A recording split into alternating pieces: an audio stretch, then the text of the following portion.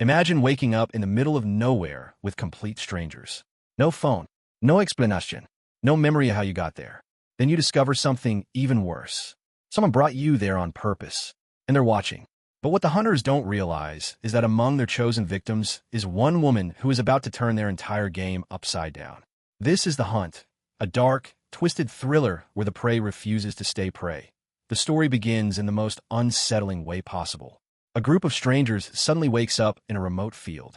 They're confused, disoriented, and trying to figure out where they are. Nobody seems to know how they got there, and everyone is searching for answers. At first, it feels like a nightmare. Then it becomes something much worse. The group quickly realizes they're trapped in a carefully planned situation. Strange clues appear around them, and every detail seems intentionally placed. This isn't random. This isn't an accident. Someone designed this, and whoever is behind it has been preparing for a long time. As panic spreads through the group, people begin reacting differently. Some want to work together. Others want to run. A few try to convince themselves there's a logical explanation, but reality arrives fast. They're being hunted, not by monsters, not by criminals, but by a group of wealthy, powerful individuals who have convinced themselves that other people's lives are nothing more than pieces in a game. These hunters aren't hiding in shadows. They're organized, confident, almost casual about what they're doing. To them, this isn't murder, but it's entertainment. A private event where they get to play God. And that arrogance becomes their biggest mistake. Because hidden among the victims is someone they never should have targeted. Her name is Crystal. Unlike everyone else, Crystal notices things. Small details. Tiny inconsistencies. The kind of clues most people overlook. She's calm when others panic. Observant when others rush. And from the moment she enters the story, it's obvious she's operating on a completely different level. While everyone else is focused on escaping, Crystal is already trying to understand the rules of the game. Who organized it? Why?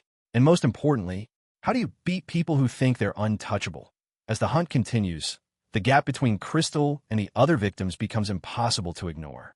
She adapts quickly. She learns from every encounter. Every mistake becomes a lesson. Every clue becomes a weapon. The hunters expected fear. They expected chaos. They expected easy targets. What they got instead was someone capable of turning their carefully planned operation into a disaster.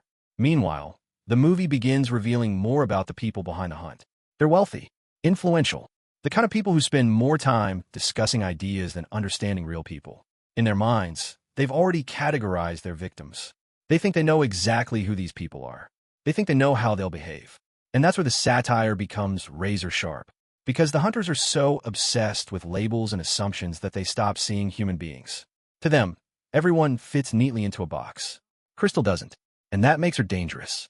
As she digs deeper, she starts uncovering the truth behind the operation. The hunt isn't just about power. It's about ego. It's about people who became so convinced of their own superiority that they forgot one basic fact. No matter how much money you have, no matter how much influence you possess, you can still be wrong. Very wrong. One by one, the cracks begin to appear. The hunters start losing control. Plans fail. Assumptions collapse. The confidence they had at the beginning slowly transforms into uncertainty. Then fear. Because for the first time, they're facing someone who refuses to follow the script they wrote for her. Crystal isn't interested in being a victim. She isn't interested in begging for mercy. She's interested in finding the people responsible and making sure they understand exactly what they've done. What makes Crystal such a compelling protagonist is that she doesn't rely on luck. She wins because she pays attention. She thinks. She adapts. Every move she makes feels earned. And the more the hunters underestimate her, the more powerful she becomes. As the story moves toward its climax, the conflict becomes deeply personal. Crystal gets closer and closer to the people at the top. The ones who started everything. The ones who believed they would never face consequences. The tension rises with every scene because the hunters are no longer chasing their prey. Now, they're trying to stop someone who's coming for them. And suddenly, they're the ones feeling vulnerable. The film's final act delivers exactly what the story has been building toward. A confrontation between two completely different worldviews. On one side are people who believe power gives them the right to control others. On the other is Crystal, a woman who refuses to accept that anyone gets to decide her value. What follows isn't just a battle for survival. It's a battle for accountability, for truth, for dignity. And as the hunters finally realize how badly they've misjudged their opponent, the movie delivers some of its most satisfying moments.